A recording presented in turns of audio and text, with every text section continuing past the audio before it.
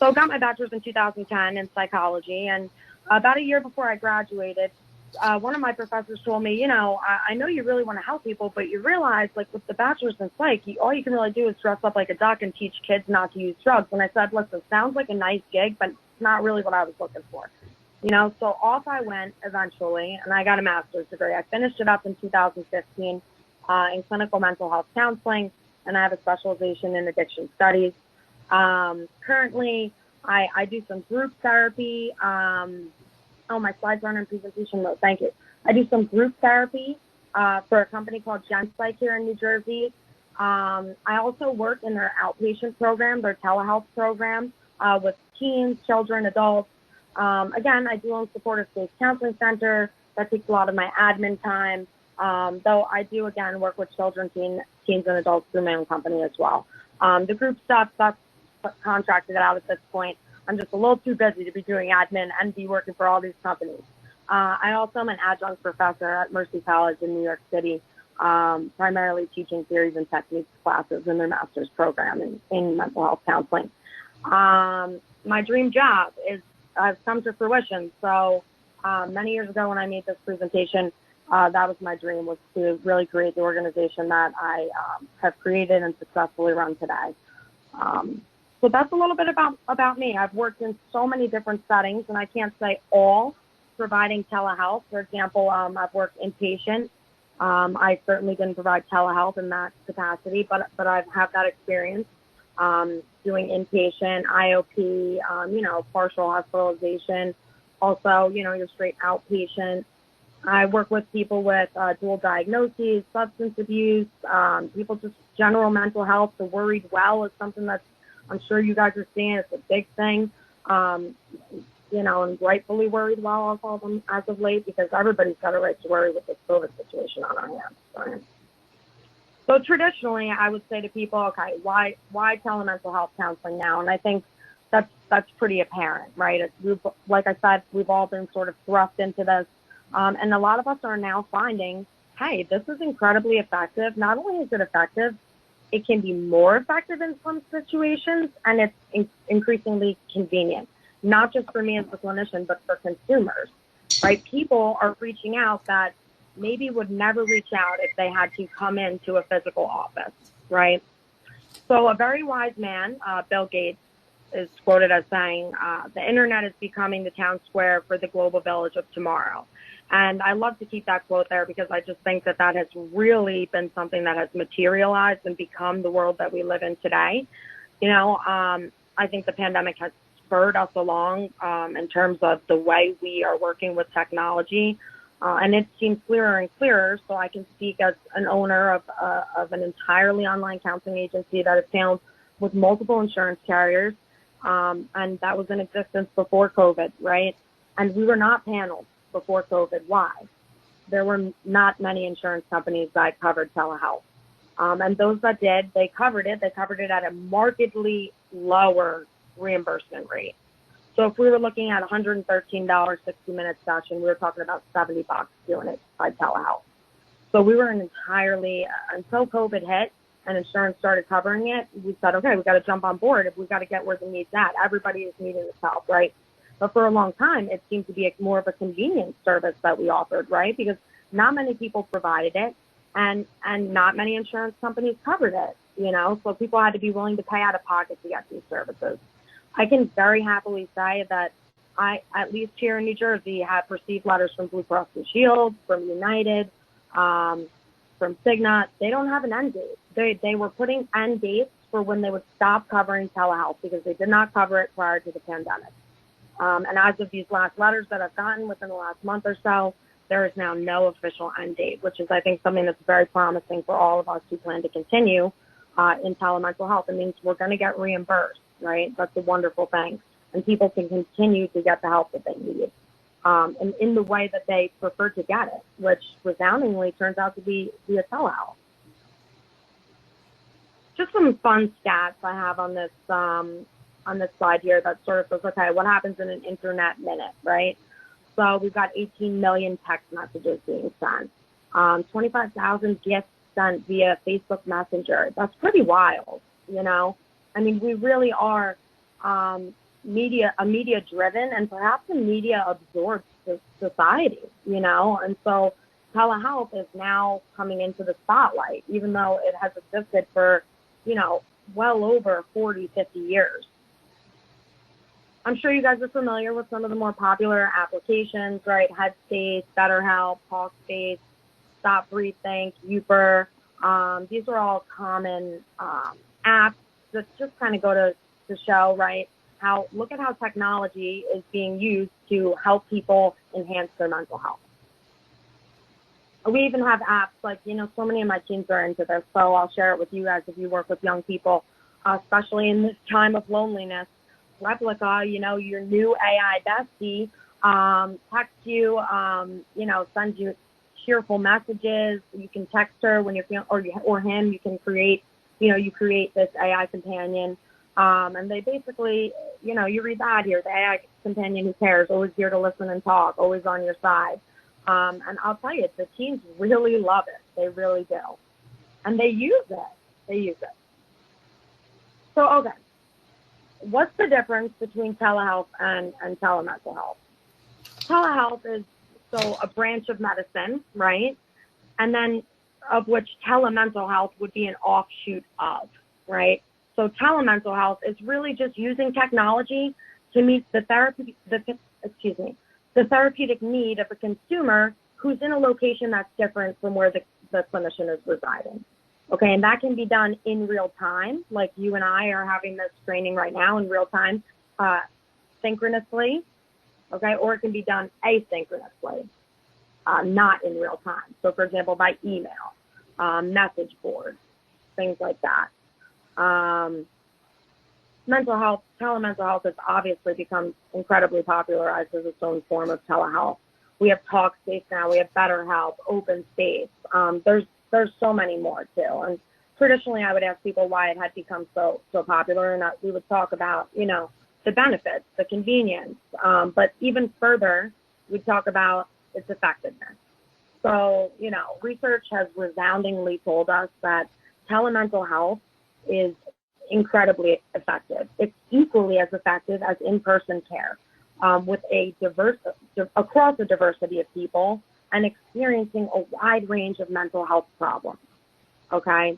And in fact, a significant amount of research has gone into looking at, okay then, is there a true difference between telehealth that is occurring strictly by telephone, no face-to-face interaction, right? Because I think many of us, if we had to guess, we'd probably say, well, sure, it's got to be at least a little less effective if you can't see the person you're talking to, right? But research studies have shown not the case, and in fact, audio is the most important component of the whole process, which we'll get to shortly.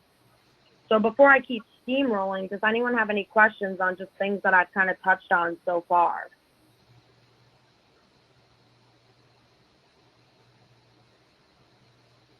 I just have a brief question. This is from Laurel, and I work at a facility where we had to quickly, transition to telehealth last year, and you just briefly mentioned insurance, and I was wondering what you think might happen, and this might be totally sidebar, but what might happen across state lines? Because I know there was a brief period where certain states were allowing telemental health to happen over state lines because it was just where the clinicians were because the need was so great. And I don't know if you have any insight on that. Sure. So that's a great question. And I have an elaborate answer on that. So there is some good news on that. Yes, first of all, because maybe everyone may not be aware of this, but for a temporary period of time, and still in some states they are allowing this, they were allowing emergency licensure reciprocity. What does that mean? It means I'm licensed in New Jersey, but Florida says, hey, listen, we have a need for mental health clinicians, and so we're opening it up. If you're licensed in another state, apply through this link at this site, submit your license from your state, and within this amount of time, we'll approve you to start seeing people in our state, right? And so that had been put in place, probably over a year ago, right? Or maybe even closer to 2 at this point, sort of right towards the beginning of COVID when all this stuff really just came and hit us hard. Florida, you know, they still have a simple form that you can complete. And if you'd like, you can email me. I'll give you guys my email in the chat in a little bit. But you can email me if you'd like the link to Florida, because Florida is one of the most progressive states with this, in that their licensing board, at least for counselors, they now have a simple form that any out-of-state counselor can complete. And so long as you have a representative in Florida, which you can pay about $100 a year to get one online to be your representative, because you need a mailing address in Florida and it can't be a P.O. box, they will give you licensure reciprocity to continue to practice telemental health in Florida indefinitely at this point, right? But I do believe at the same time they require you to show some continuing education in telemental health, which is something that we'll also talk about, because more and more states like Pennsylvania, I don't know if anyone here's from Pennsylvania, but I had an attendee reach out to me maybe like a couple months ago at this point, and she was like, oh my God, she was just very distraught, you know, and rightfully so. She gets this email and it basically says effective like 2 weeks from that date, effective 2 weeks from whatever day it was. You're going to need at least 15 CEUs in telemental health to be able to continue, and they'll need to be submitted and approved by us, and you'll have to receive that approval to continue providing after that date in 2 weeks from then. And she's like, how is this possible? They've been letting me do this for 2 years. Do I abandon people because I don't think I can get the training done in time? And it was like just this whole crazy thing. So it's best that like everybody try to get ahead of the curve and get as much training as they can, because why are states doing this?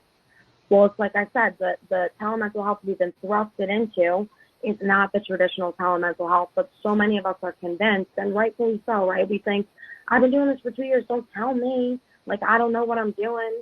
And I get that, but like, I'm here to say, like, because I've been doing it since 2015, like, no, we let a lot of stuff go loosey-goosey, you know, and it's coming back. And then God forbid something happens, you're practicing telemental health, something happens, and just because, you know, things were loosey-goosey, and you, for example, you didn't know you had to do screening for fit with every client that calls you for services before you could proceed with telemental health with them. If you didn't know that because you've been practicing for these 2 years and your employer never asked you to because they didn't have to during this time, right, then that's not an excuse moving forward, right? So you're still going to be found, like, if something happens, first of all, your liability insurance companies will say you weren't practicing competently, so you're not covered. Because if you were competent, you would know you had to screen for fit, because it's best practice standard equals requirement, right? So, but I'm getting on a tangent. But what do I think is going to happen across state lines? Compacts, and we have a whole slide on that. A compact, and we'll probably glaze past it because I'm going to do a lot of talking about it now. No, it's coming up right here. Compacts, it's at the bottom. So, all right, what is a compact? It's a third-party organization that states can sign on to, right? And basically, it promotes ultimate licensure reciprocity. So it says, okay, New Jersey signs on to the compact. Florida signs on, and so does Oklahoma. Signs on. Guess what? I'm licensed in New Jersey. Well, I can practice in Florida, and I can also practice in Oklahoma, even though I reside in New Jersey. Whereas right now, I reside in New Jersey. I can only treat people living or residing, or believe it or not, vacationing in New Jersey. Right? Isn't that kind of crazy? I could treat somebody who's here for 3 days of the year because they're here in New Jersey. They can't see somebody in their state unless that person's licensed here in New Jersey. Right? But I can't see my own client if they go on vacation, you know, to another state. So, but by states joining these compacts, it allows clinicians to bridge the gap that exists, right, between the people that need the services and those who have access to them. Because there's huge gaps here, right? We have professional shortage areas across the U.S. What's a professional shortage area? These are areas where there's simply not enough mental health clinicians, and they're lumping psychiatrists, psychologists, social workers, LMFT, LPC, you name it, we're all together. There's not enough of us. We don't have the manpower, right? And there's over 4,000 of these areas. So this is an even bigger reason to push for, you know, promoting the practice of telemental health across state lines. And compacts are becoming bigger and bigger. Now, it always seems to fall. Medical doctors, which are the psychiatrists, then come, you know, the PhDs, the psychologists, then come the master's degree level clinicians, right? So then comes social workers, LMFTs, counselors. So guess what? Well, in 2015, we had the Interstate Medical Licensure Compact. What is the point of this, Lindsay? This allowed psychiatrists to do this, okay? If you thought psychiatrists were going to let us counselors, they're already not happy that we can do what they can do, and they have to have a PhD, and we have a master's degree, many of us, right? They're not happy about that. So, of course, there's a stink. I mean, and I'm sorry if you're a psychologist, but you have to admit, it must make you a little salty. You know, I'm getting a PhD myself, and I'm not saying it makes me salty at all, but, and I have a master's in counseling, but still, I'm just saying it always flows that way. MDs to the PhDs to the master's level. Guess what? Finally, in 2019, it went down to the PhDs. The psychologists created the PsyPact. And guess what? Even better news, folks. We now have, as of this year, 2021, the Counseling Compact. And I believe the website for that is Counseling Compact. I know it is. It's counselingcompact.org if you want to look that up. We need 8 states to sign on for it to be officially enacted. The last time I checked, we had 4. So that's pretty promising, right? I mean, look at this. We waited from 2015 for the psychiatrists to get it, then 2019 for psychologists, and then it's sort of like COVID has kind of helped aid this movement where now counselors are getting this too. And what I've also heard is that there is, within the legislation here, there is room for social workers and LMFTs. It is not something that is like just for counselors. It's for people that work in the capacity where they counsel others, right? So that's my understanding from a colleague of mine that actually provides training for the Telebehavioral Health Institute. So I would say he definitely knows what he's talking about. So definitely look into that, because by all of us advocating for that and for the expansion of that, we will be able to cross state lines. And guess what? There's 110 million people that exist in these 4,000 areas across the U.S. They just might be able to get the help they really need too. Wouldn't that be a wonderful thing, right?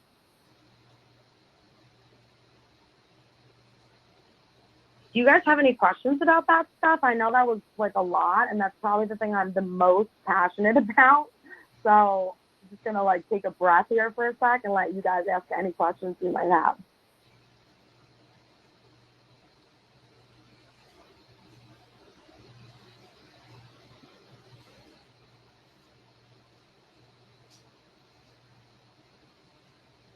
No Do any of you question. guys? Oh yeah, please. No, I was just going to say thank you, because I think part of it is that what we at my facility, we've been trying to look into it, and it's really kind of elusive information sometimes. And so if you have, I'll definitely be emailing you to get some of that information that you have. And then like the CEUs for this as well. Like, I think it's very advantageous just to keep on top of it, because it's like here in the Bay Area, there's all these startups for online mental health, doing all, like, not just mental health, but all online services for your well-being. And so I think, it really is, it's where it's going to be the new paradigm, I feel like. Yeah, you make a really great point.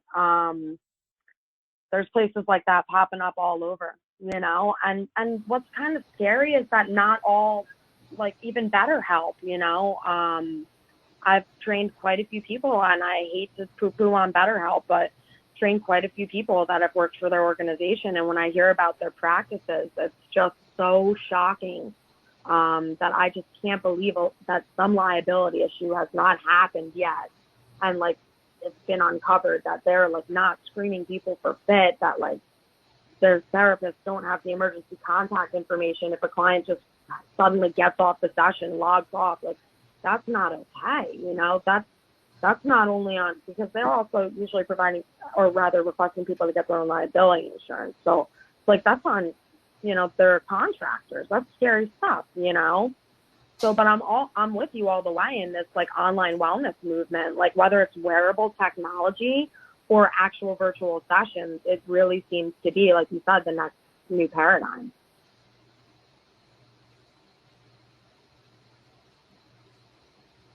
Do any of you guys feel like you are in a state in particular where there is like this really high demand for mental health and just not enough clinicians?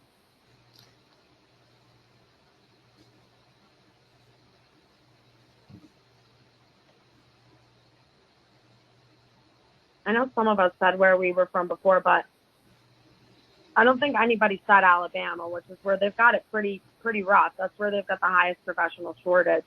And they've got about one therapist to every 1,260 consumers, you know. And then you got Massachusetts, which is supposedly the best of the best here, and we've got one therapist per 200, and that's potential mental health consumers. But those are consumers in need, right? Because we also consider 60% of American adults a year with mental illness don't get the mental health care services that they need. Yeah, I'm a BetterHelp practitioner, and they send me a weekly email how many clients I've missed out on. And it, like when COVID first hit, it was like 200 a week. You've missed this many. Now it's more averaging between 50 and 70 clients, but it's still like it's a lot every single week. Where it's crazy. Yeah, it's a lot, you know. And you also kind of think like, imagine if you tried to take that on. Right? Because I don't know, there's got to be someone out there who's wild enough to say, I can do it. Like, I need the money. I can do it. You know what I mean? Yeah. I mean, and that puts you in a tough spot.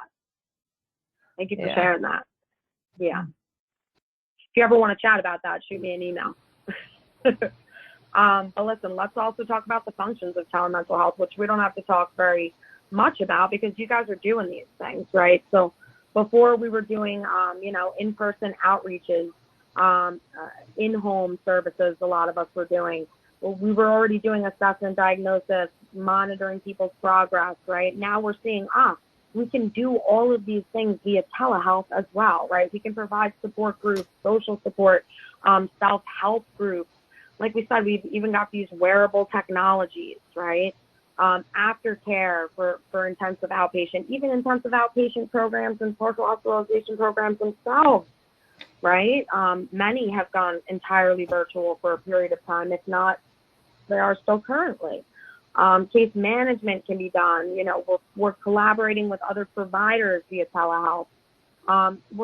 For those of you who may be supervisors or may be currently receiving supervision, you may be doing that via telehealth. And guess what? It works. That's what the research shows us. It works.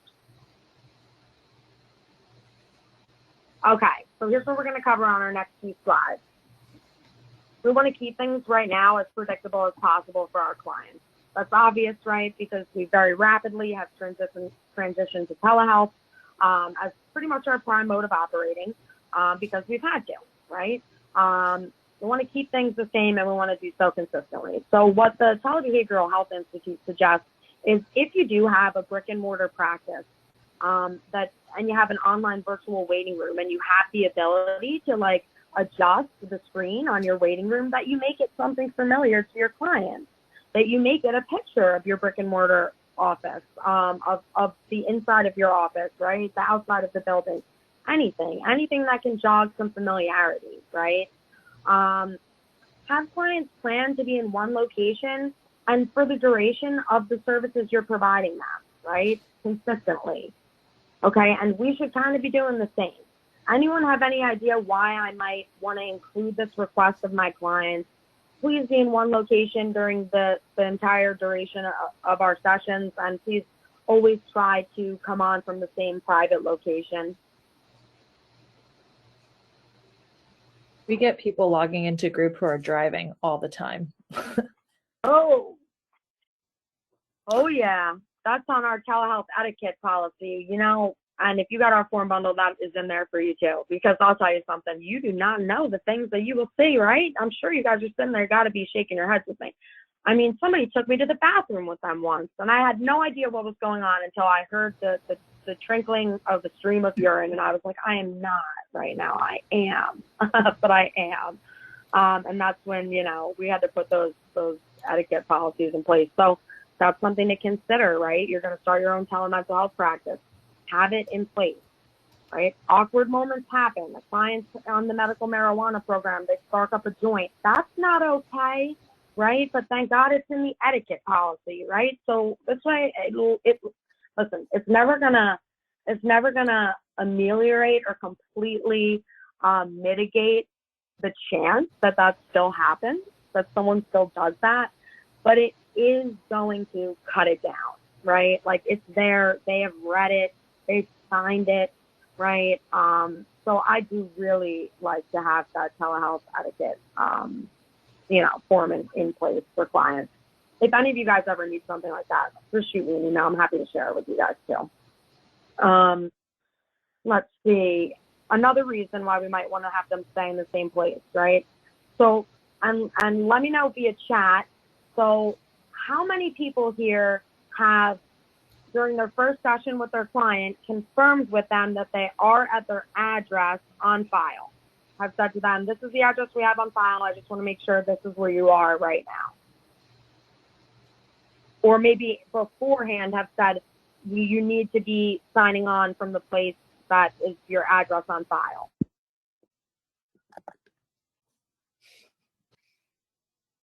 Got a note. I get a lot. I mostly get notes.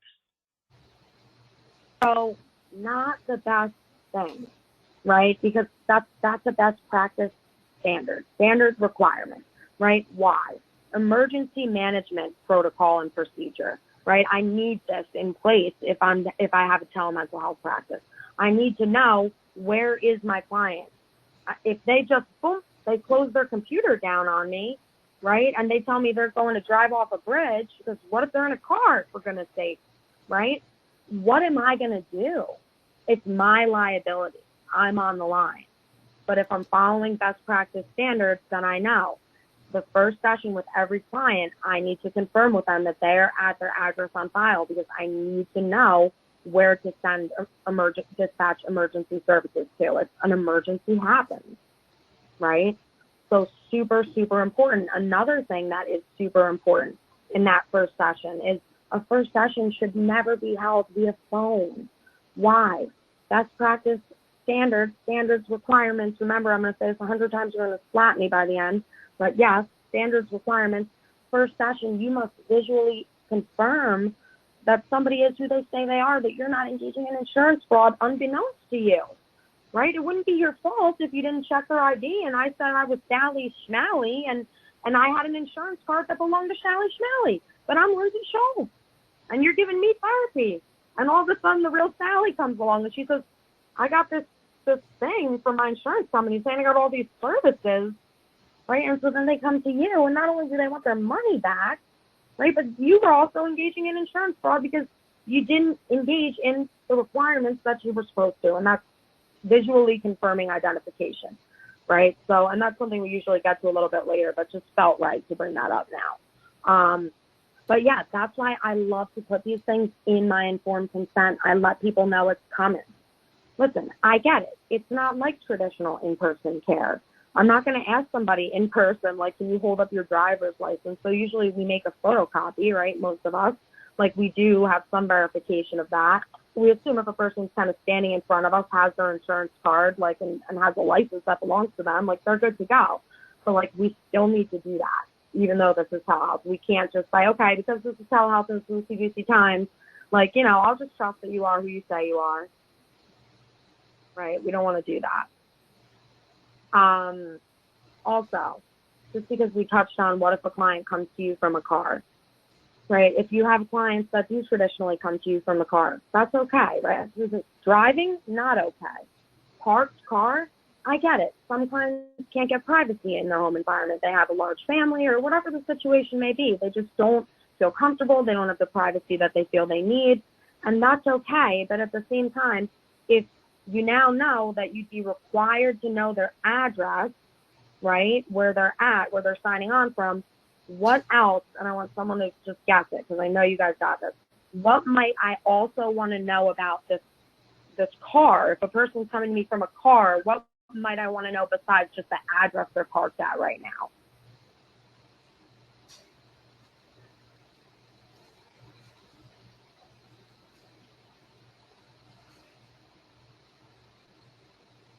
maybe their license plate? Oh yeah, absolutely. What else? License plate? Yes, that's a must. There's other things I could ask for too, and I do ask for in my own personal practice, and in my company we do ask for that, you know, you would be good with the license plate. You call the police, you have the license plate, police can, right, put out an alert, they look for the license plate. But what about make and model of the car, right? What's the make and model and the color of the car,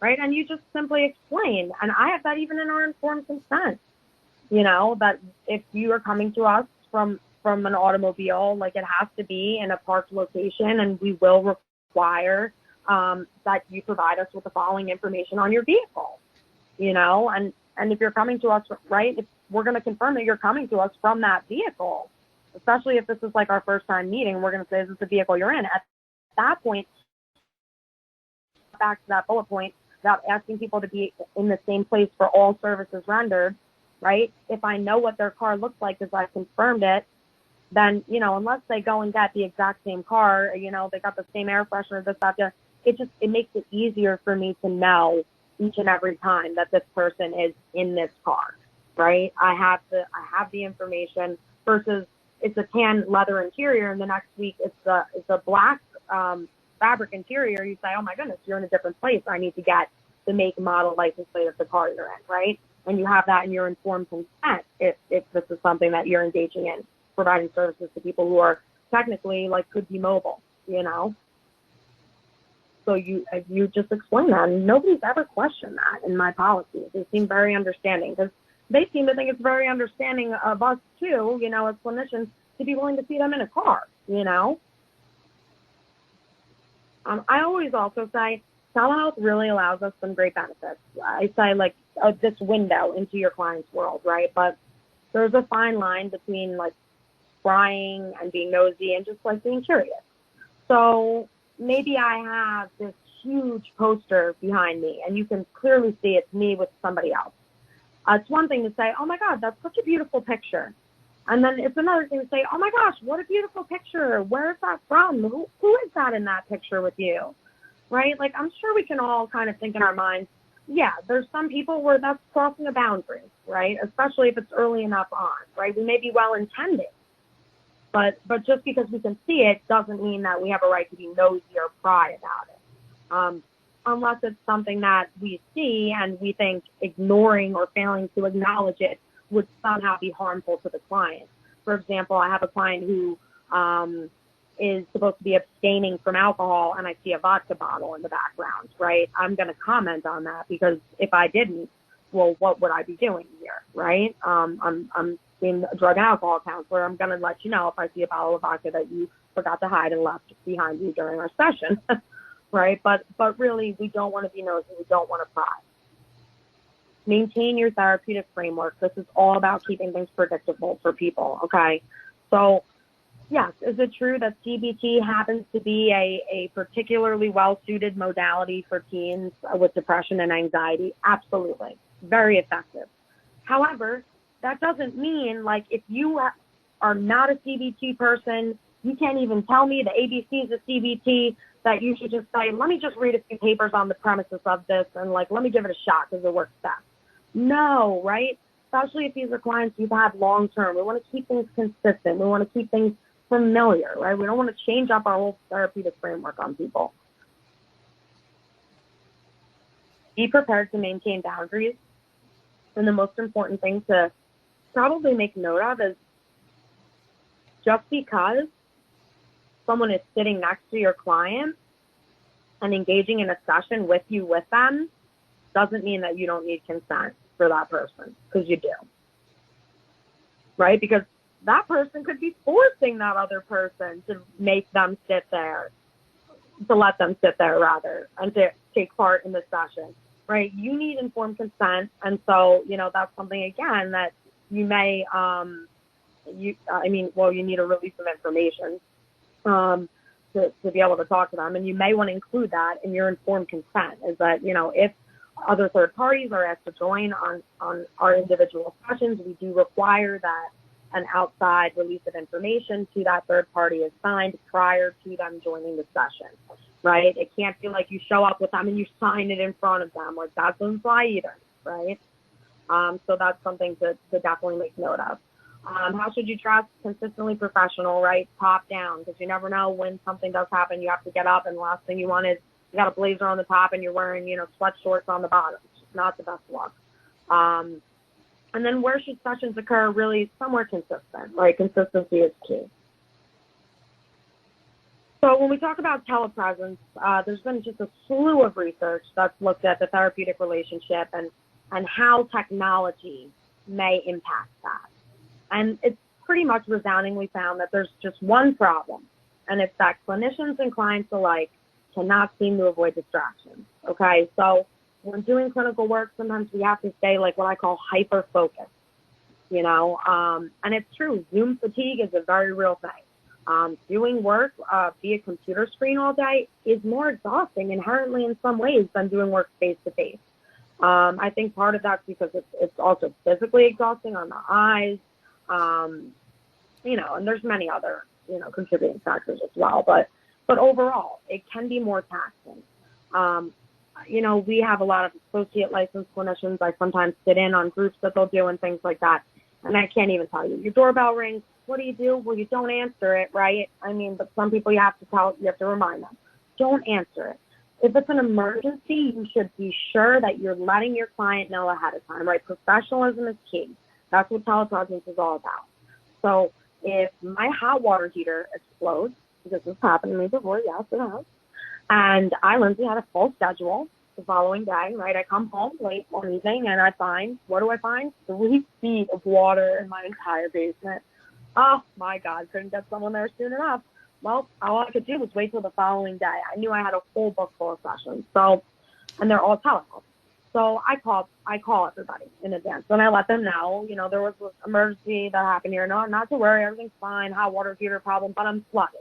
So I'm kind of at the wit's mercy here of the emergency plumber I've got coming. And so we've got 2 options.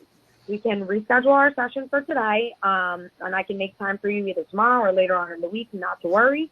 Or what we can do is we can still meet. We'll meet upstairs. If they happen to show up while we're meeting, I may have to just put everything on hold for a moment. I'll leave the room. I'd go downstairs to let them into the basement, and then I would come back upstairs, right? So, again, letting them know, like, we could be interrupted. If we're interrupted, I'm still going to protect your confidentiality. This is how I'm going to do that. But let me also give you the option, like, we can reschedule, right? So we don't just, if you're excited because you got a package coming, I'm sorry, but you're going to have to curb your enthusiasm. You're going to have to get the package when you're done with the session. Audio is super important. Like I said, it cannot be compromised. Listen, video and or rather synchronous video, so real-time video teleconferences, right, like you and I are having now. These are generally best for keeping people engaged, but if audio is compromised, if it's in and out, it's laggy, it can compromise the efficacy of the treatment you're providing. It can make it less effective. Okay, so telemental health is great, and it's equally as effective video conferencing as telephone, right? But when the audio component is compromised in the video conferencing, it does not stay effective, right? Its effectiveness takes the blow, and it takes the big one. So here's what I suggest. Check your bandwidth, right? Because your bandwidth is going to be what tells you, how fast your computer is, and that's going to dictate, okay, can I smoothly run my video and my audio at the same time, right? So all you have to do is you go to Google, right, and you type internet bandwidth speed test, bandwidth speed test, bandwidth test, any rendition of those things, right? And there's even a link in these slides later on. So if you were to download the presentation later on, you would be able to find it in here. But you simply go there, you just hit the button that says run, and it will pull up a report for you. It'll show you your bandwidth. And here's the thing, if you've got low bandwidth, you may want to stop your video in order to improve your audio, right? So if you have a client and they're saying, you're just going in and out, or you're freezing and your audio is going in and out, I will always say to them, you know what, I think it may be my internet. What I'm going to have to do is I'm going to have to stop the video component so that this way you can at least hear me all right. And again, I've never had anybody have a problem with that. You know, everybody's had their own internet issues, but that's going to be the key to fixing that particular issue. That or, you know, boosting your internet. And I do suggest, you know, if you are going to move your whole practice online, consider, you know, definitely maybe doing a little internet upgrade because it can be very taxing. And if you have someone else working from home too, using the internet at the same time, it can really impact your bandwidth. Any questions so far, you guys?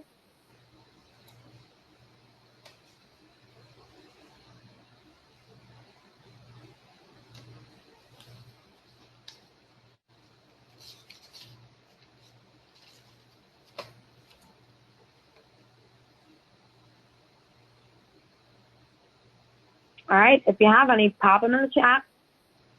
So let's talk a little bit about how do I demonstrate competence in telemental health, because I said some scary crap before, right?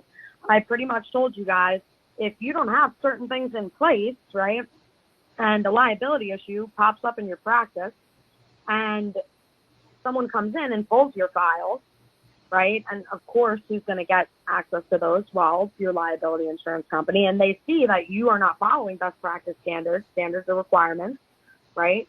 That is a dead giveaway for lack of competency. If you were to call, I would give you all your money back if you called your liability insurance company and said to them, am I covered for telemental health services? And they didn't say to you, yes, you are covered for telemental health services so long as you're competent in providing those services. And you right? That's absolutely what they would say to you, because I've called myself. And that's why I make sure every clinician that I employ at my agency has training in telemental health, because I am not playing that game. You know what I mean? That's just not a game I'm willing to play.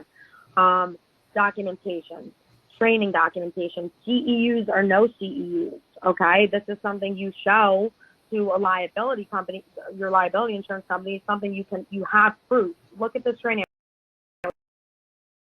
how extensive this was, CEUs or no CEUs. CEUs are a bonus, of course, and some states are slowly starting to require those, but even attending things such as a peer supervision group, right? And I was running one of those, a free one too. It was every Tuesday at 1:30, but my schedule was getting so crazily busy.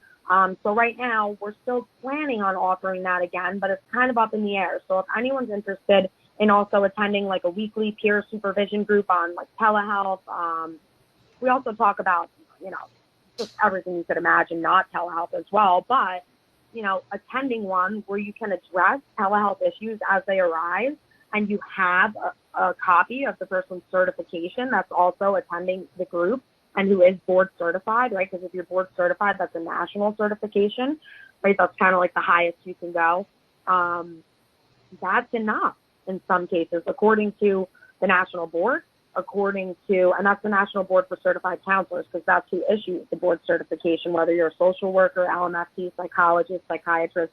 If you want the BCTMH, you're going to get that through the National Board for Certified Counselors. So those are the practice standards by which we must abide. But if you're interested, shoot me an email. When we do come up with a date, I'm happy to, you know, let you know, and you're more than welcome to join.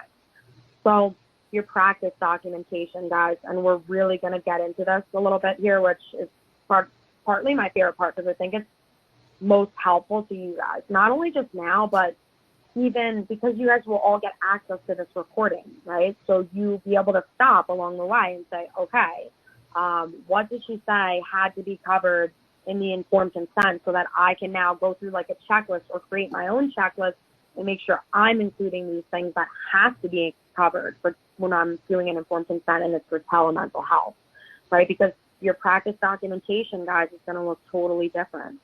Your risk assessments are different. Your intake forms are different. Progress notes are different.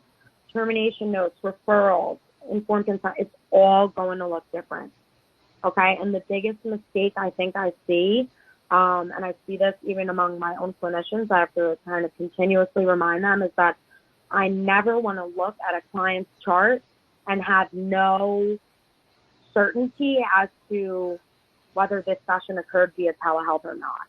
And I certainly don't want to walk away thinking it was an in-person session when it wasn't. So something in that note needs to let me know that this is a telehealth session. And that's the standard. That's the requirement, standard requirement, right? So, and we will go over what examples of those notes will sort of look like. But everything's going to look different, okay? Right now, listen, nobody here should be sweating it right now. I don't need anybody crunching on their nails and sweating it. Right now, like I said, everything has been loosened so tremendously so because of COVID. But states are tightening up. The national board is tightening up. Liability companies are starting to become of the mindset that we have given everybody 2 years to become properly trained, though we didn't require it or explicitly require it, right? But people should at this point, you know, because everyone's ethical codes, whether you're a social worker, psychologist, counselor, LMS, every ethical code talks about use of technology and competency. And this is technology and competency, right? So they're saying you should all, you know, just because best practice standards fell by the wayside did not mean your ethical obligation to be competent in what you were doing fell by the wayside. So that's where we can fall into a little scary area. You know what I mean?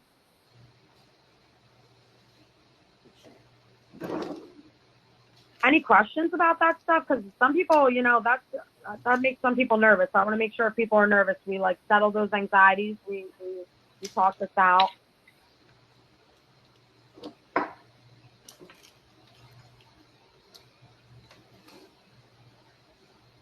All right. It looks like everybody's doing good. That's great. So, okay. Traditionally, people would say, okay, well, you know, I'm an LCSW, I'm an LPC, I'm an LMFT, I'm a psychologist, I'm a psychiatrist. I can practice, I can move my practice online. It's just doing the same thing. And I would say, actually, no, you can't. And they would say, well, why am I able to do it right now then? And then we'd go into this whole, you know, spiel that we've already been through, so we're going to kind of fly through this, right? But at the time when COVID hit, we said, okay, telehealth is very similar. We're in this like widespread state of emergency. We got to relax these rules. Why? Because it's more important to keep the people who need services and need to maintain their wellness and mental health and well-being. We have to keep them safe, right? Other than tending to other rules such as privacy rules, like HIPAA rules and things like that at this time. In fact, they even relaxed certain HIPAA rules, like the need to get written consent to exchange information with other treating providers, right? So not the waiver of written consent for all, but for collaboration for patient care. That was a HIPAA regulation that was loosened. So we're not kidding here. There's a lot of things that have been loosened, you know? So, okay. Here we just have a whole bunch of information about this HIPAA privacy relaxation. Again, it was okay to talk to other professionals about a client without official informed consent that we might initially need. Clinicians could use any non-public facing remote communication product, right? So that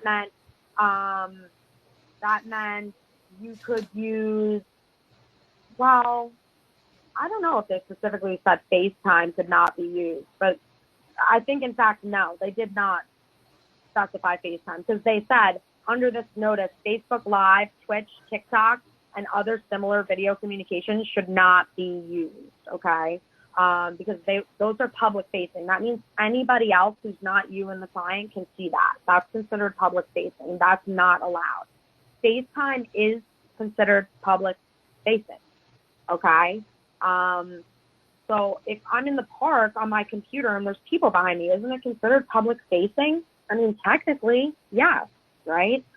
So some relaxations were made here that allowed for that. But again, as we're moving back and regulations are tightening back up, there is not much room for that stuff anymore, okay? So Skype for Business, UpDoc, Zoom for Healthcare, Google G Suite, these are all recommended by the Department of Health and Human Services. That's why I have them listed here. So they're very specifically recommended for telemental health, okay? Google Hangouts, believe it or not. DoxyMe, I don't know if you guys are familiar. It's free to clinicians. It works just fine. VC, free to clinicians. It doesn't have group capacity. Neither does DoxyMe unless you pay. But those are both free and they work very well. I used those myself for a while in the beginning of my career. Also, GoToMeeting, this very application that we're meeting on right now. So you guys know, I can host groups in here of up to 150 people. I'm paying $20 a month. It's HIPAA compliant,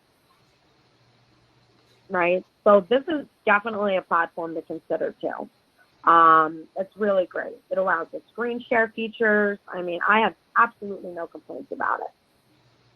Now, there is some talk about what health insurance companies will allow moving forward. Now, some of the letters I've received from insurance companies here in New Jersey have said, real-time video conferencing telehealth will continue to be covered. That means they're not going to cover phone sessions, okay? So during the pandemic, they said you could use audio or video, and that was up to you as the clinician. And then at some point during the pandemic, they said, you know what, we're going to throw this ball to the states and let them decide what clinicians can do. New Jersey has allowed both phone or video conferencing, right? But again, noting that insurance companies, they will have their own regulations on what they will allow to still be covered moving forward.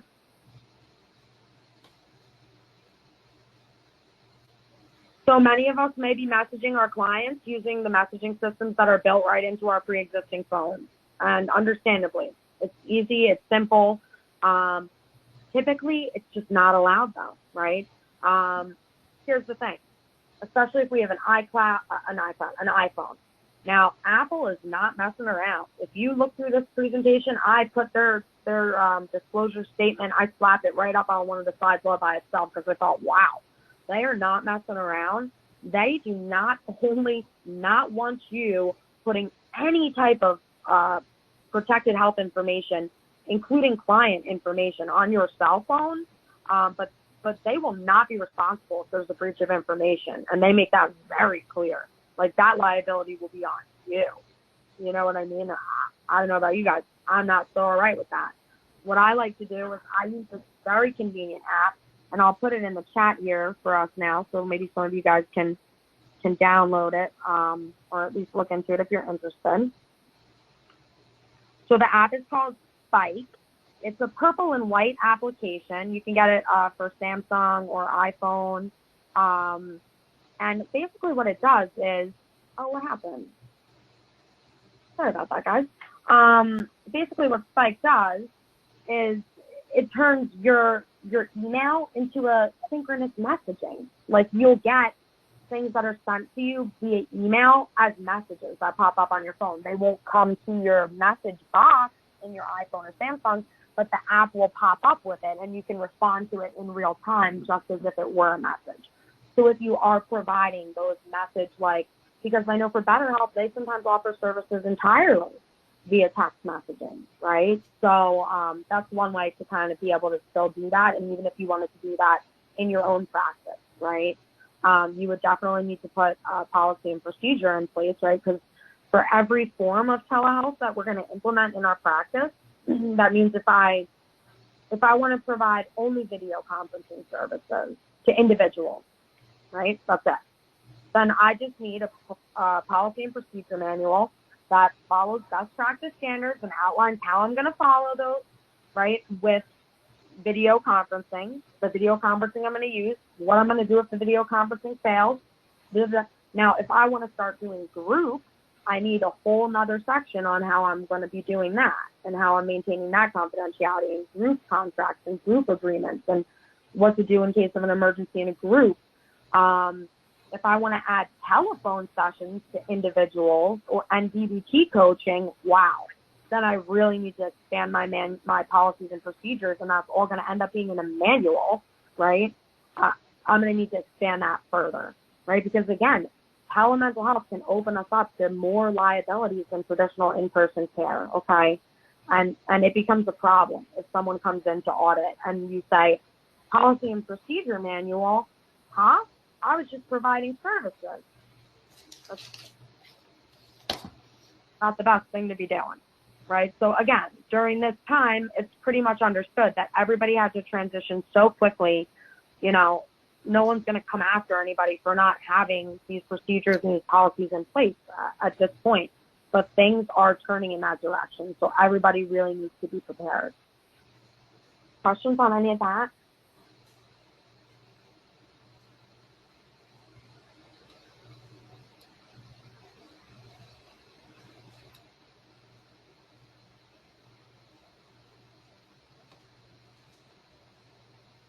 Also, you guys, traditionally, you want to document any of those communications you're having with your clients. So I don't know, like, how many of you guys maybe use Simple Practice, but Simple Practice actually, like, as soon as you go in a client's chart, right at the top of the chart, it asks you, it says, like, enter note or paste in email or message. So, like, it's blatantly right there. Like, any type of communication you're having with your clients, you're going to want to be putting in their chart, right? Because, you know, you're going to need to have that there. You don't want somebody saying, oh, you sent me this email, you said this, this, and that, and you don't have it in their chart, right? That's just something that really needs to align, especially if an issue arises while you're using that particular modality with the client. There's a major miscommunication. Client says something that their family in hindsight says you should have seen as a huge red flag. You know, you didn't respond right away. You know, God forbid, whatever it could be. You know, we've got to have things in place to make sure we're kind of keeping ourselves protected there. I have a quick question about the app Spike, if you don't mind. Sure. So I know you said that the emails come to you almost as like a message, and when you respond, you're responding in real time. Is that somehow linked to your email? So when you're responding to them, is it responding from your email, or is it responding like a text message? So it's responding from your email. It's responding from your email. Okay, and it also is encrypted, so it encrypts what you send. It's dually encrypted. Okay, perfect. Thank you. Sure.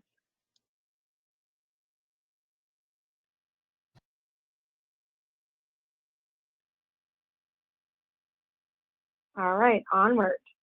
So if you guys ever wanted to just check out the rules that were specifically relaxed by the Department of Health and Human Services, you know, specifically surrounding HIPAA and telehealth COVID-19, here's the link right here for you guys, okay?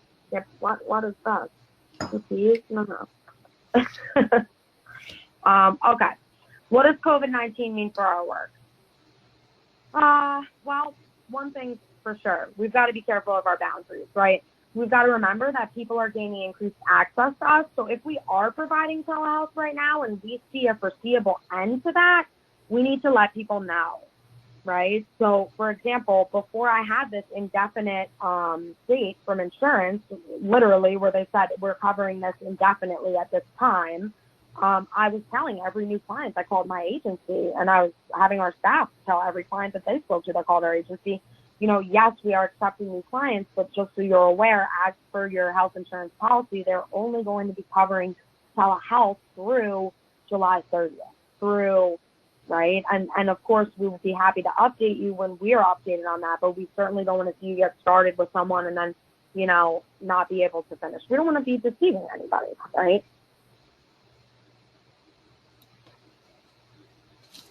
But yeah, letting people know.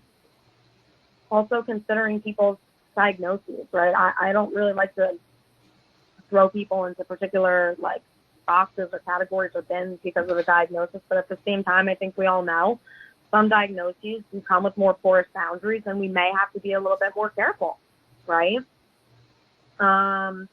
Let's see.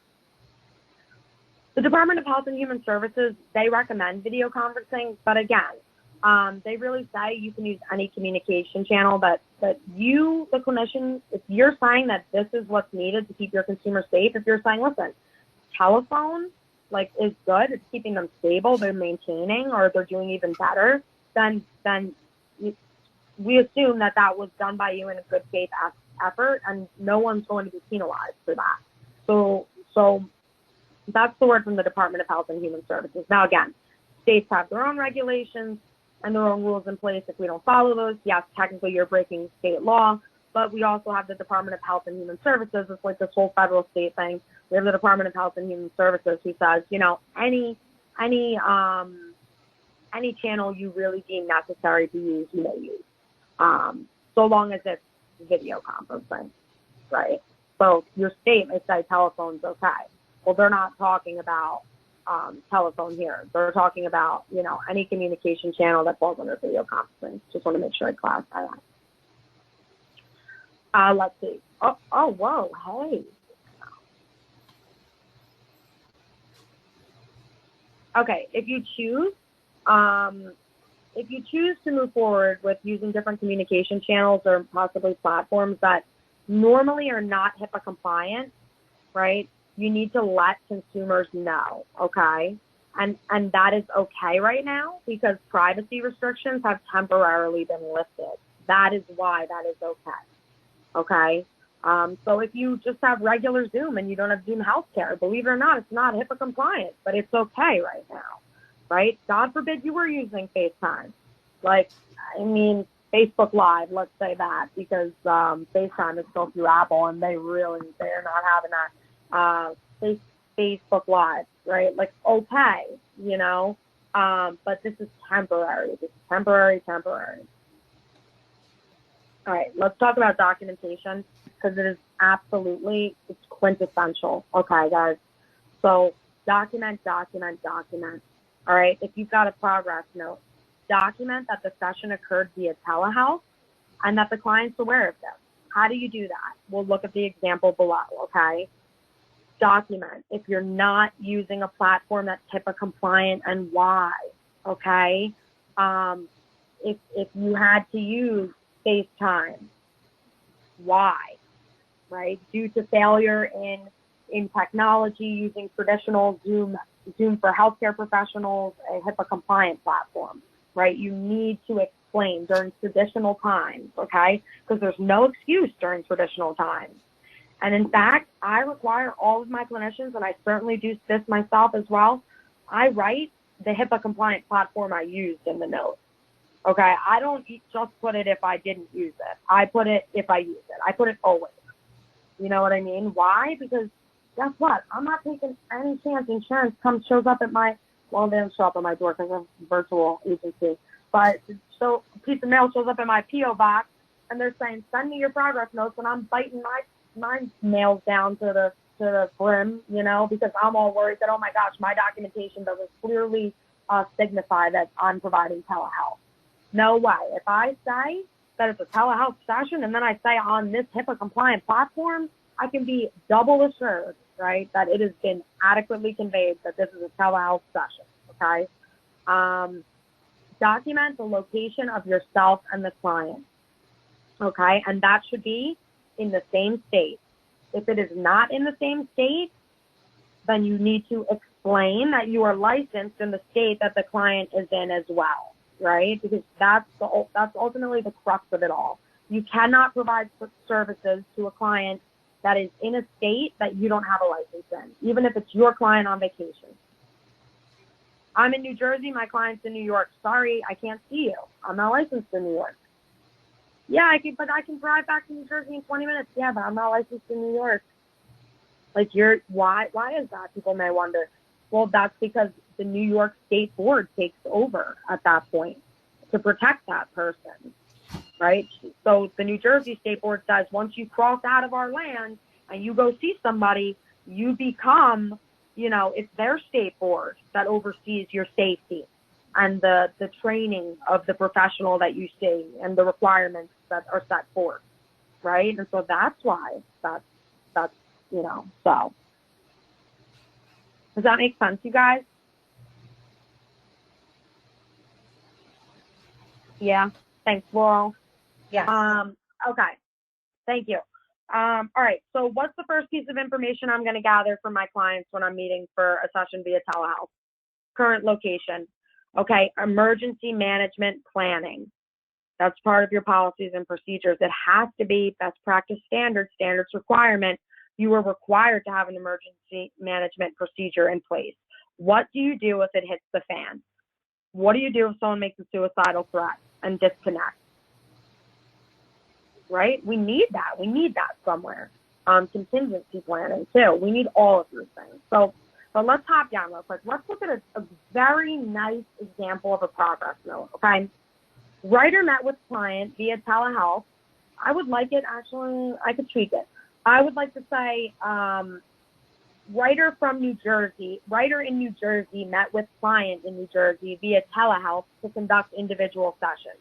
Writer and client were both located at their homes in New Jersey at the time of telehealth session. Okay, either or. I'm always finding different or better ways, I think, of putting things. But session occurred via phone, right? So I'm giving the platform through Google Voice, a HIPAA compliant platform. Okay, so if it were through FaceTime, session occurred via FaceTime, a non-HIPAA compliant platform, due to technology failure and lack of alternative means of communication as reported by the client. Okay, just trying to shoot from the hip here. I just came up with that one, but okay, right? It's like, okay, the client had no other way to get in touch with you.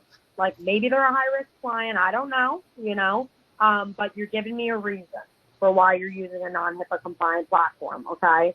And if you're given a reason, then I'm assuming if I come to you and I ask for further justification, you have that, right? It's not just because writer couldn't afford HIPAA compliant platform. You see what I'm saying?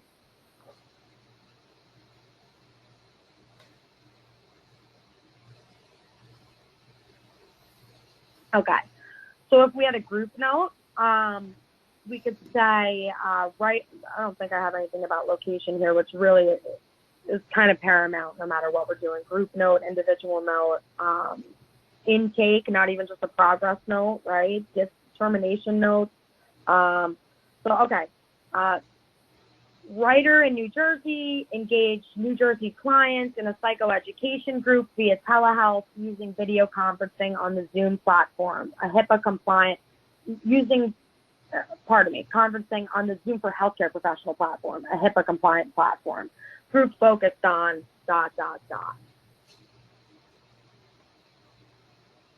Right? So what am I documenting? I'm documenting that the session occurred by telehealth. And in doing so, we say that, yes, that inherently I'm saying I am here in New Jersey, the client is here in New Jersey, we're aware, right? So we need to explicitly say that, but that is what we're doing by saying the session occurred via telehealth, right?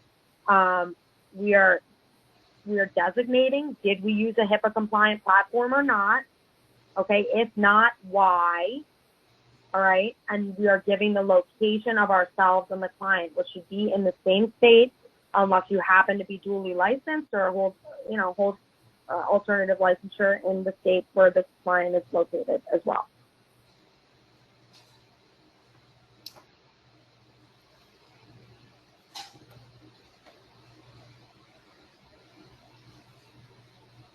All right, we're going to kind of fly through some of this stuff, but you guys are not surprised, I'm sure. We talked about there's so many modalities for telemental health, right? We have telephone, texting, email, video conferencing. Here's your Apple disclosure. They basically say they do not want to be your business associate. Folks, if you are starting a telemental health practice, you need to know what a BAA is. Does anybody know what a BAA is? B as in boy, A as in apple, A as in apple.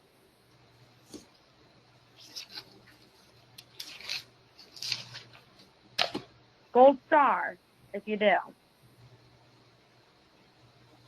Okay. A BAA is a business associates agreement. And when I'm providing telehealth, right, and I have to have any other third party access my client's information, right? And for example, I have a billing company for my agency, right? And so, no, they don't go into my client's files and read their notes. That's not what they're there to do, but they see the CPT code, they see the first and last name of the client, they see their insurance information. I have a BAA with them, and I am required by law to have that with them. Okay, I use VC, the scheduling system. I emailed them, and before I signed a contract with them, I said, can you provide me with a business associates agreement? I provide mental health services. I need, what does a BAA do, right? I, as a clinician, and you all know this as clinicians, we are upheld to certain HIPAA privacy rules, right, and laws. When a third party signs a BAA with you, they are legally bound to the same standards as you in terms of those HIPAA privacy laws, right? So they too then are held to this legal standard. Okay, and here's Apple, folks, telling you not only will they not be your BAA, so don't come around here, they're saying they will not have you use iCloud in any manner that would make Apple or any of its subsidiaries, you or any third-party business associate. They won't do it. So saving your client stuff on the iCloud is not the best way to go. Because if there's a breach, liability is on you because they put this out there. You know, this is like a big thing. You know, they've even got, 45 CFR 160, 103. We've all seen that before. I mean, come on, that's all HIPAA, all HIPAA. We're going to breeze through some of this stuff because I think there's just some really important things I want to make sure that we get to. So, of course, there's some drawbacks, right? We have the potential for miscommunication, okay? We have the risk of security issues, all right? And those are always present when we're using technology. We're never immune to those, guys. They're enhanced, and that's something that has to go in our informed consent, okay? Technology issues, right? So our phone's not being charged, dying, computer software not working, right? But we have to have a backup plan outlined for this in our informed consent, okay? We have to have that. This is the technology I use. If this technology fails, this is how I will contact you, right? And if a client wants you to use a contact method with them, if they ask for text messages, that is considered a non-secure communication, and you're going to want to have them sign something acknowledging that they're accepting that non-secure communication, because that is a very easy way for them to be breached, right? Or for their confidentiality to be breached. So it's super important. Some people think that, I actually meant to seek this out because there's just so much research at this point that shows that not only is it not harder to build a therapeutic alliance, but for some populations, it builds much more quickly and it's much stronger. Traditionally, this is with younger folks and teens. But, we do certainly have misunderstandings and misinterpretations that are more likely to happen too. So something I do want to make sure I do with you guys, again, like I said, we're going to go over the contraindications because telemental health is not a suitable form of treatment for everyone, despite the fact that we've been providing it to everyone, okay? But I want to make sure we go over a whole bunch of other things, and our time is running super short. We are just going to get through what I had planned. But what I'm going to have to do is I'm going to stop my screen, and while I'm pulling up something super important for you guys here, I'm just going to take time for any questions if anybody has anything on their mind.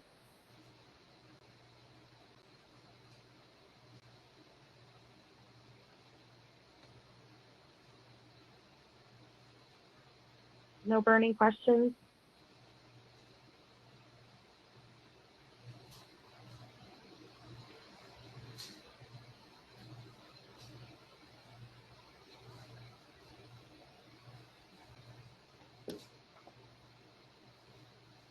Earlier you mentioned, is it this platform that you said that you use that's at a lower cost? Because I know like HIPAA compliant Zoom, I think is like $200 a month, and some of the other ones are kind of around that price. Yes, absolutely. This is the one. It is markedly cheaper. It's $19.99 a month. That's way better. And I've been using it for years. I love it. I love this. GoToMeetings. And I'm fully transparent, you guys.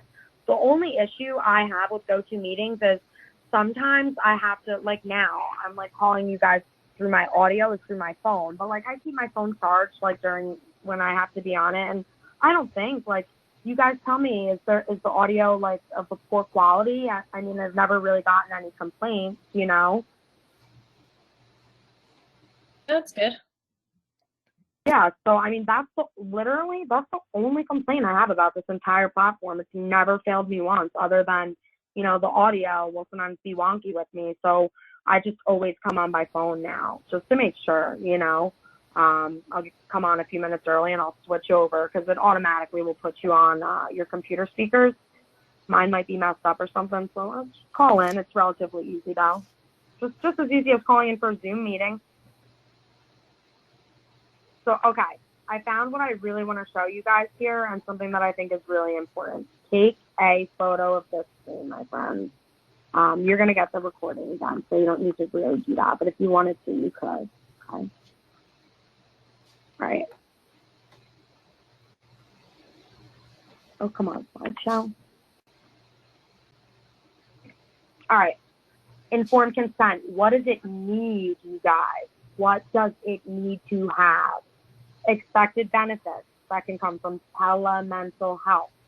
Possible risks and limitations specifically associated with receiving services via telehealth, okay?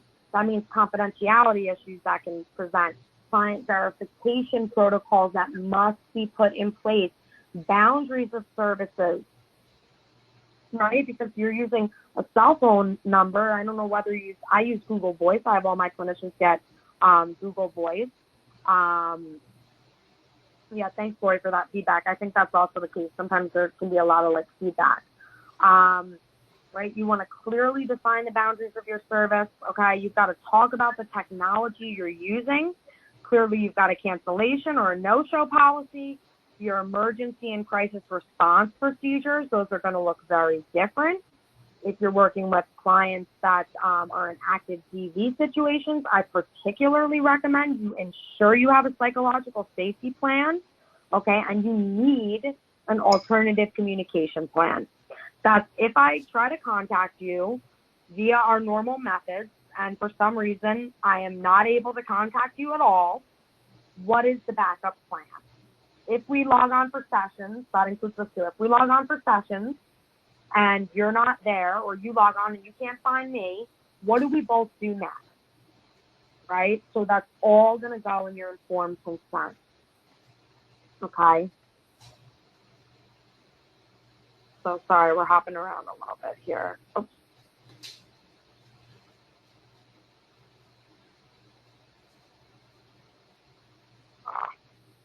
I hate when I have to find what I'm looking for, but we'll do it because for the sake of brevity here. Let's see. I want to make sure we get to our contraindication, and then I want to walk you guys through what does a screening for a fit look like, okay? So let's just take a look at this. This is huge, all right? Who might not be the best candidate, you guys, for telemental health? Individuals that have significant emotional lability or instability, okay? People with impulse control difficulties, all right? This is not a complete rule out, all right? But they may not be the best candidate, all right? Anybody with acute psychotic symptoms, delusions, hallucinations. Individuals that have cognitive impairments that are significant enough. So there's a large deal of research out there that shows that, you know, telehealth is incredibly effective for people that have cognitive impairments. But again, it depends on the level of impairment. Disorders such as complex PTSD, even CPD, traumatic brain injuries, people with developmental disabilities, again, this is all looking on a continuum of severity, okay? So this is not a complete rule out for these things, but somebody with complex PTSD, they may have a high likelihood of dissociating, right? How are you, via telehealth, going to get somebody regrounded if they are hardcore 100% dissociated and having an episode, and all you can do is look at them from the other side of the screen? Well, you better have your what's the form I'm thinking of? Oh my gosh, I can't believe it leaves my mind so like that. Psychological safety person. That's yes. You want someone to designate a person, right? Because if I can't come to your home, we're not in person for me to ground you, for me to talk to you, for me to be there with you, right? If you dissociate while we're talking about something very traumatic, or right? Maybe you do EMDR and you've seen people dissociate. Same thing. You want to have this in place. You need them to identify a person that will be their psychological support person that can be contacted and would be willing to go to their residency if needed, and to be able to ground the person, right? To be able to reorient the person, get the person kind of back. And so that's why some of these disorders, and in particular disorders where there's this tendency to really dissociate, we look at that as a contraindication. Children or inmates, and I'm so sorry to lump them together because I have a soft spot for both. I've worked with both populations and I love working with both. But some people, it doesn't rub them right that I stick them on the same block. So I always say, sorry to lump them together here. But yeah, very young children, difficult. It can be very difficult to maintain engagement for long periods of time in person. Forget about getting them to sit on the computer just looking at you and not playing Roadblock, right? I mean, what we do at my agency is we will work with kids as young as 7, but at that age from 7 to 9, we don't provide 45-minute sessions. What we will do is we give the option to bill for one 45-minute session, but we break the session up and we do 20 minutes in the beginning of the week and 25 towards the end. And we find that has been a way to, for us at least, to be able to continue to provide children in that age range with the mental health services they've needed, and effectively so during this time. Whereas we tried the 45 minutes a clip, and it just didn't seem to be doing our kids any service. So, trial and error, and we found that this really does seem to be kind of like the best remedy for that. So if you do plan to work with kids that young, typically, contraindicated, but something that can be done with some modifications. So individuals with little to no exposure using technology, okay, why, guys? Well, because then using telehealth has the potential to frustrate them more than it could potentially help them. And that's the last thing we want, right? So individuals with social cue deficits, possibly autistic spectrum clients, right? Imaginably or understandably rather, yes, it's already difficult to pick up on some nonverbal stuff going on between people when there is this inherent distance between them. So you imagine if somebody has a severe enough deficit in their ability to read social cues, yes, it is going to be inherently harder for them to engage in therapy via telehealth, right? Couples where there's active intimate partner violence, or domestic violence, actively occurring within the relationship. That's something that just scares the pants off of me, folks. And if you do have something like that in place, you need to have a safety word in place, and there's even special forms you want to have in place for that. That's a psychological safety form, because you want the person to be able to signal to you if there is somebody listening that they're about to close the computer, and because that person just heard what you, the clinician, said, they're going to get beat from an inch within their life. And I hate saying stuff like this, but this crazy stuff happens. This really crazy stuff can happen. Couples when active addiction is present, so if I'll get up on my pedestal as an addiction and substance abuse counselor, I will say that, when an active addiction is present with any person, first of all, no relationship is going to usually work because the person's in a relationship with their addiction, and therefore, couples is just not gonna work until that relationship can be broken with that addiction. But when we're talking about telemental health in particular, regardless of my views towards that, addiction, active addiction, is viewed as a contraindication. Right? It can be difficult. You can't smell alcohol. I'm sure we all know, or maybe have a friend.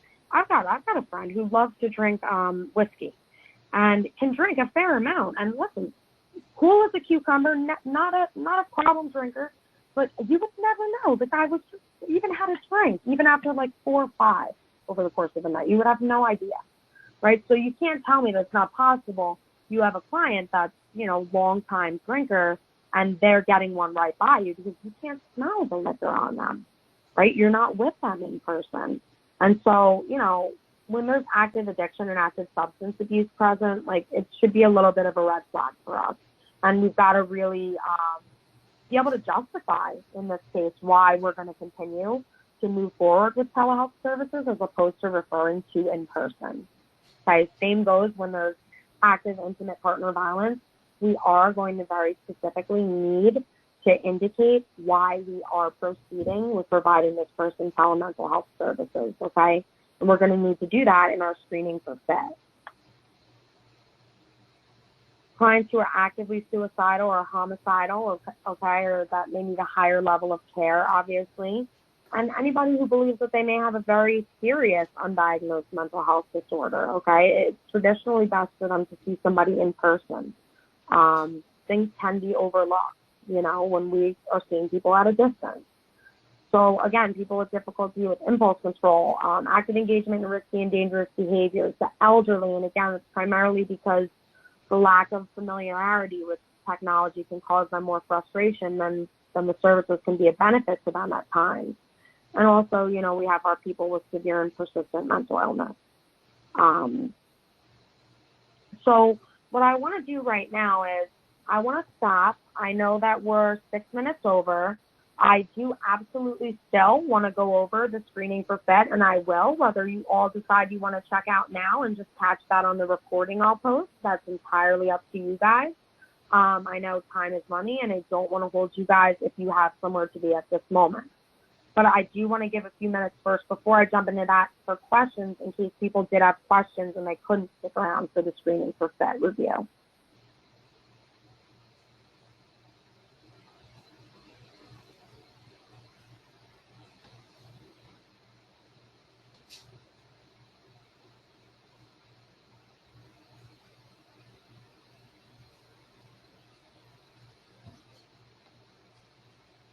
All right, everybody, we're going to jump into it then. If you have to, like I said, let me put my email in the chat just in case, so everybody has it here. Right, like I said, if you guys need anything at any point, I will email you guys all your certificates. Again, it's going to be pretty easy for me because we have a pretty nice, small audience tonight. I can get that to you before the weekend, so I'll get the recording uploaded sometime tomorrow, and I'll send you guys an email with the password protected link along with the password, of course, so you can access the recording, watch it at your leisure, download the PowerPoints if you want right from there. There's also, we've gotten permission from PESI, we've gotten permission from the Telebehavioral Health Institute, and we've also gotten permission from the APA to embed some of their trainings that they traditionally, altogether, they're valued at like over $770 but for CEU credits, right? But they have allowed us to, for free, embed them into our password protected page. We do offer a discount code to like APA members and stuff like that, and members of these different organizations for coming to this training.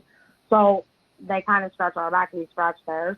And so they have that up there for us, and we give you guys all access to that. So please definitely check out this training. There's great trainings on ways to engage kids in telehealth, got more information on best practice standards, all of my trainings from the previous months. And there are some trainings where we do go into the forms in more detail, so you may want to check those out.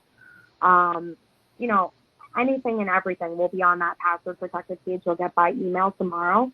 And then the certificates I'll get out to y'all as well by the weekend. Lindsay, so in the event, go ahead.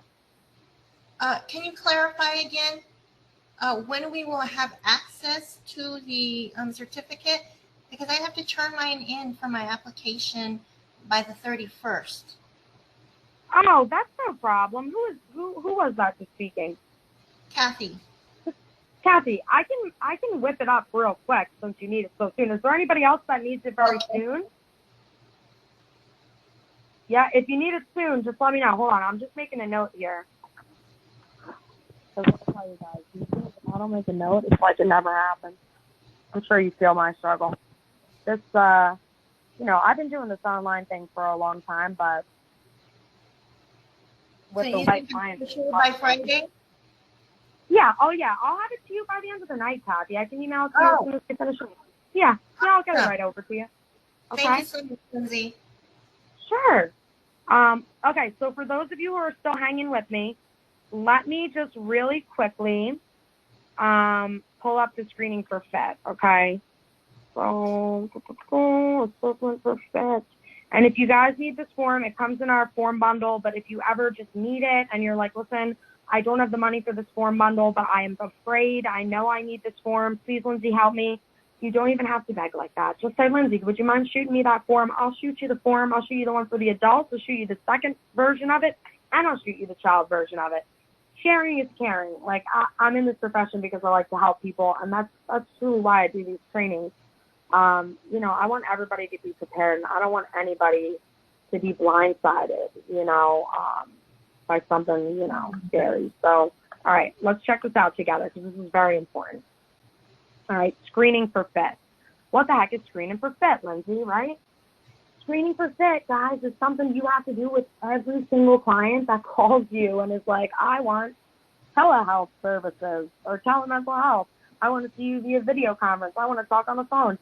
They need to be screened, right? And they need to be screened to see, are they an appropriate fit for telemental health? You're going to notice these questions that the clinician, some of which the clinician is asking themselves, some of which these are being explicitly asked to the client, right? So, for example, we'll get there. Is the client suicidal, or do they have significant risk of becoming so? I might say to the client, have you ever had any suicidal thoughts in the past? Or have you been having any suicidal thoughts in the past, or having any suicidal thoughts lately, right? Or currently, you know, however, whatever, right? But you definitely need to know that. Why? Contraindications, right? So you're going to want to see everything in green is what we're going to want to be circling here. And if we're checking anything in red on this form, then it's like a little red flag to us. Like, it's a contraindication, clinician. Are you sure you're going to move forward? And if you are, why? Right? Is the client homicidal? Do they have a significant risk of becoming so? Okay. Have you ever had thoughts about harming anybody else before? Have you ever made a plan to hurt somebody? You know? Does the client have delusions about technology or electronics? Have you ever seen or heard things that maybe other people who were with you did not hear or see?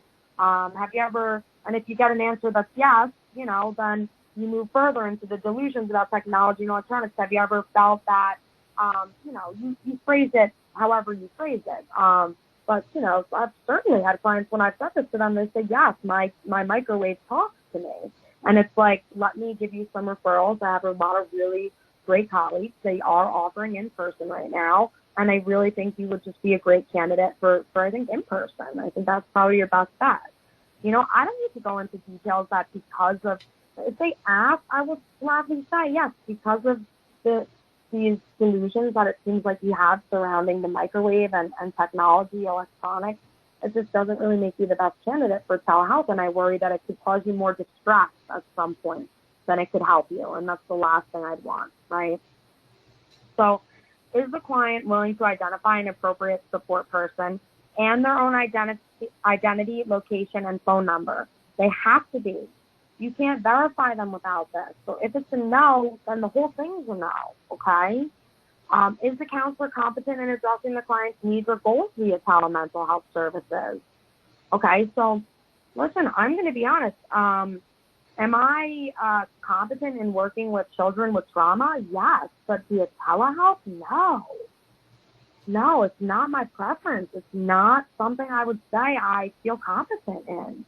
I won't say I feel grossly incompetent, but I don't do it. I don't do it because I don't feel you know, put me in home with this child. And when with another story, I've been doing that. I got that. But this telehealth with severe trauma is not something that I really like to dabble in too much myself. So, right, I have to ask myself, like, do I feel competent, like I can handle this client's issues via telehealth? And sometimes I may not feel like I can. Is the client a victim of domestic abuse? Okay, yes or no?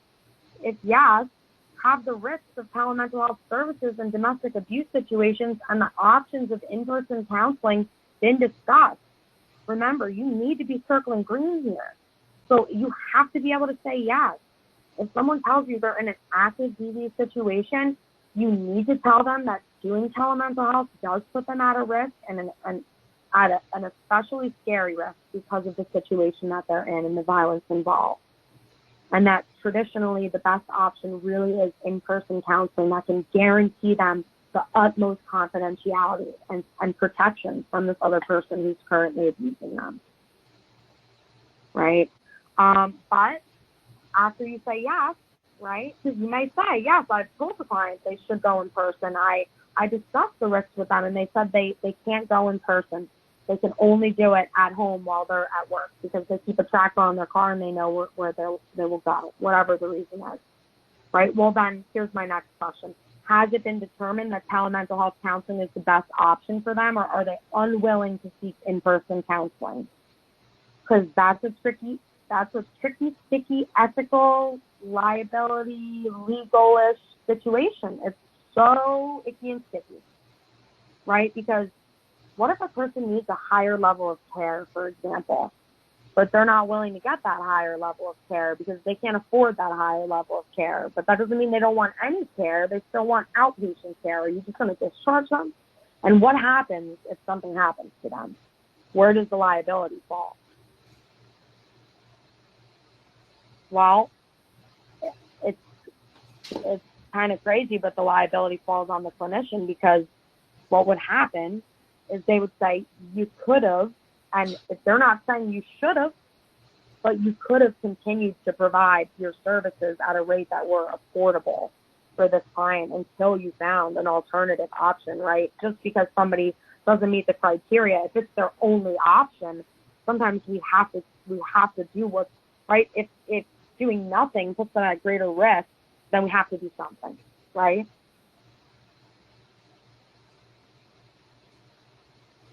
Does that make sense, guys? Yes. Cool. So then we jump into this whole, because the first section, we were looking at level of risk, right? You see right up here at the, where's my mouse? We see right up here at the top, we were looking at risk level. Now we're looking at technology. So here's the questions we're going to ask the client. And these questions here, this is if we're using video conferencing, texting, chat, or email. Okay, and then we'll see later down, we have the exact same questions for if we're providing counseling on the phone. So we're only going to review, okay, we're only going to review the questions under video counseling, texting, chat, or email, because again, they're the same questions, but they simply replace the texting, chat, email, video conferencing with phone and phone jargon, okay?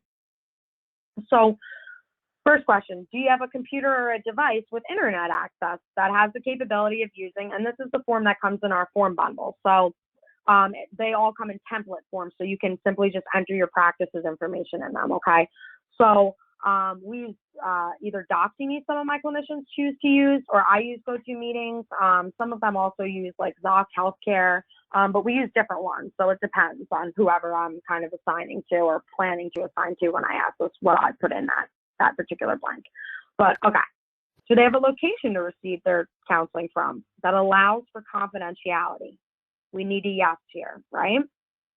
Are they comfortable using video conferencing, chat, or email as a way of obtaining counseling, right? They've got to say yes here. I use GoToMeeting for online counseling. It requires no download ahead of time. You can simply click join from your browser, right? Are you comfortable with trying to use this technology? I need a yes or here, right? I ask that you test the capability of your computer and internet access with the video conferencing, email, texting, or chat technology with either me or a friend. Are you before our first session? Are you willing to do this? Right? I need them to make sure there's no, right? We're going to troubleshoot beforehand. I will be sending you registration forms via the counseling website I use. So my practice document like this says, I'll be sending you your registration forms via, quote, your provider at simplepractice.com, right? And you'll have to create a patient portal login and sign off on these agreement forms, right? And then I list in my personal thing all of the forms that say we have right? Because I let people know we have a credit card information form, we have a demographic form that collects your insurance information. I like to let people know all of this information they're going to have to provide me with, because I've had it happen when I didn't have that routine in place. right? Where I went through and like added to this whole spiel here, like on the forms containing correct information form, that's an emergency contact form. Because it's happened that then it comes down to the client won't give you one of those things. And it's like, I'm sorry, I need those things. You know, I can't see you without those things. So let me kind of like get the nail in the head here and like, or nip it in the bud here and like ask you up front, like, are you willing to fill out these forms? And these are the nature of the forms I'm going to need from you. Okay. So there's the potential for technology breakdowns and interruptions, as always with technology. Do you think it might be possible that using technology could actually cause you more distress than it might help you? Right? So, and then check this, okay?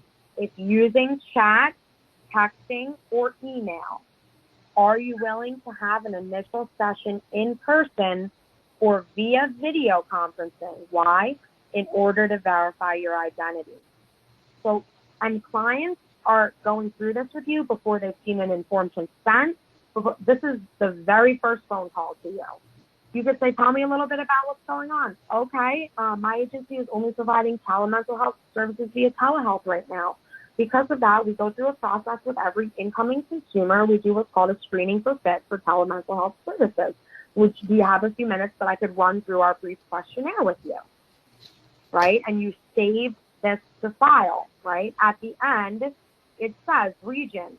You will be in the state of blank. This is your template, right? If you got the form bundle. So you would put in your state. Will you be in the state of New Jersey while you're receiving counseling? And I make sure this is also my window to let people know even before the informed consent. Because we all know not everybody's reading the informed consent. Some people are scrolling, clicking, and electronic signature attached, you know? And so if I say it and then I know it's also written, I feel double assured. And so that's kind of my way of approaching that. I let them know. Traditionally, people's insurance did not cover telemental health.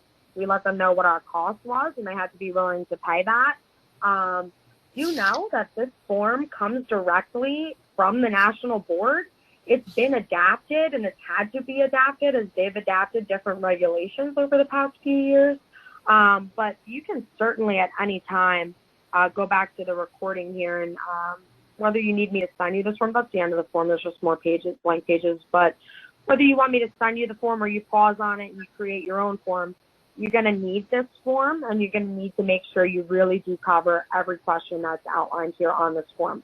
And that when you're done, you know, you date it and that you save it to some file, whether that client moves forward with you or not, right? Usually, if they pass the screening for fit with me and my organization, right, then our screeners, what they do is they attach this right to their file in our simple practice system, okay? So before there's even any forms in their file, I'll see that this is there because it's been done. Because if something happens to somebody and now it could also be as simple as insurance comes and audits me and they see I don't have this on file for people. They can ask me for their money back. I don't want to pay them their money back. That's a lot of money I've taken from them this year. I've rightfully earned, you know, and I'm not giving it back. So I'm having this on file. You know what I mean? Because that's all it takes to open a can of worms is not having something so simple, but so essential, okay? So screening for fit for telemental health services, super important. Can't go without it.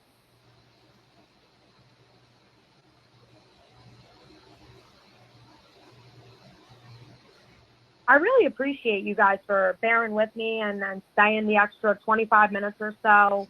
I really appreciate that. Yeah, thank you so much. This has been really helpful. Yeah, please, if I can be of any help to any of you guys, if there's anything further you need, don't hesitate to reach out. I'm just an email away. Thank you so much. All right, you got it, guys. Unless you have any questions, I'll let y'all go. Thank you, Lindsay. Thank you. Good night. Good night.